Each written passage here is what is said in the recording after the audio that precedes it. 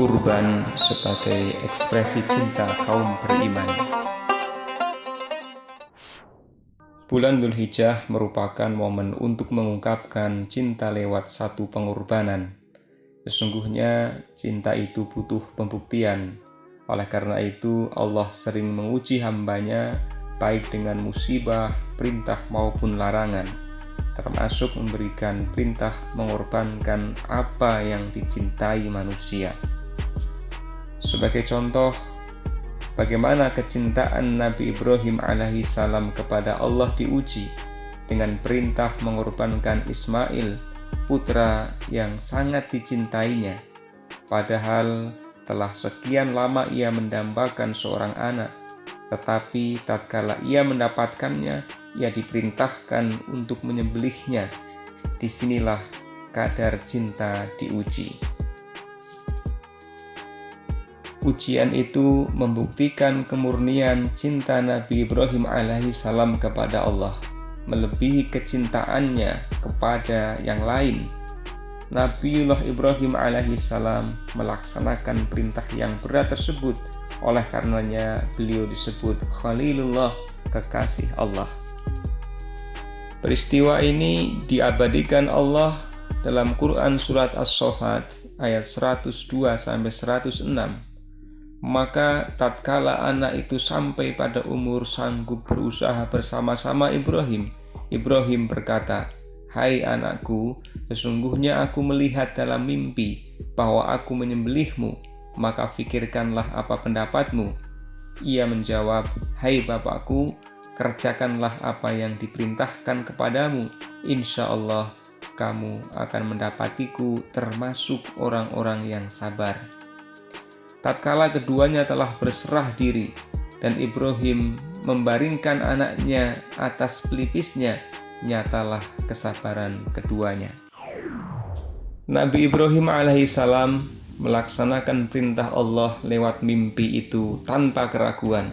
Maka Allah subhanahu wa ta'ala pun berfirman, "Hai Ibrahim, sesungguhnya kamu telah membenarkan mimpi itu. Sesungguhnya demikianlah kami memberi balasan kepada orang-orang yang berbuat baik. Sesungguhnya ini benar-benar suatu ujian yang nyata." Lewat pengorbanan, seorang hamba diuji kadar cintanya, sehingga tampak cinta sejati dan cinta palsu. Kurban adalah ekspresi cinta kaum beriman. Karena cintanya kepada Allah, Musa berani menghadapi Fir'aun yang memiliki kekuasaan dan kekuatan yang sangat tangguh. Karena cintanya kepada Allah, Nabi Ayub kuat dan tabah ketika seluruh hartanya musnah, 12 anaknya meninggal, dan dirinya sendiri menderita sakit kulit yang busuk dan membuat kaumnya lari darinya. Karena cintanya kepada Allah, Nabi Yusuf tidak berpaling kepada godaan dan rayuan wanita cantik dan berkedudukan tinggi. Karena cintanya kepada Allah, masih toh tidak takut ketika anak, suami, dan dirinya sendiri digoreng oleh Fir'aun hingga aroma wanginya tercium sampai surga. Karena kecintaannya kepada Allah dan Rasul-Nya, Abu Bakar rela menyedekahkan seluruh hartanya. Karena cintanya kepada agama, Amr bin As berangkat berdakwah sampai ke Afrika, sehingga kita bisa menyaksikan Masjid Amr bin As yang menjadi masjid pertama di Afrika. Karena cintanya kepada agama, Sa'ad bin Abi Waqqas berangkat berdakwah sampai ke Cina, sehingga makamnya bisa kita saksikan di Guangzhou. Itulah semangat cinta dan pengorbanan yang menghasilkan kekuatan yang dahsyat. Itulah sebagian hamba Allah yang telah menunjukkan kadar cintanya. Dan cinta memiliki kekuatan yang dahsyat, sehingga Muhammad Iqbal berkata, "Cinta membuat yang penakut menjadi pemberani dan beban berat menjadi ringan." Kini tiba saatnya untuk merenung. dan bertanya pada diri sendiri, sebesar apa cinta kita pada Allah? Benarkah cinta pada Allah yang memenuhi dada kita, ataukah cinta pada dunia yang membuat kita pagi, siang, dan malam sibuk memikirkannya? Lewat ibadah kurban, kita ekspresikan rasa cinta. Jadikanlah ini momen untuk menumbuhkan mahabbatullah, cinta kepada Allah.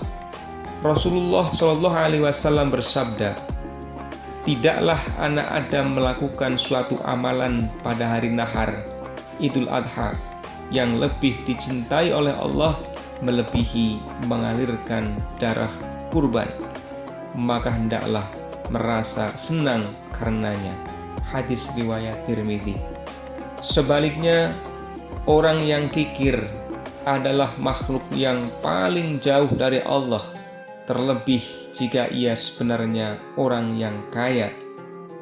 Oleh karenanya, Rasulullah SAW bersabda, barang siapa berkelapangan harta namun tidak mau berkurban, maka janganlah dekat-dekat tempat sholat kami.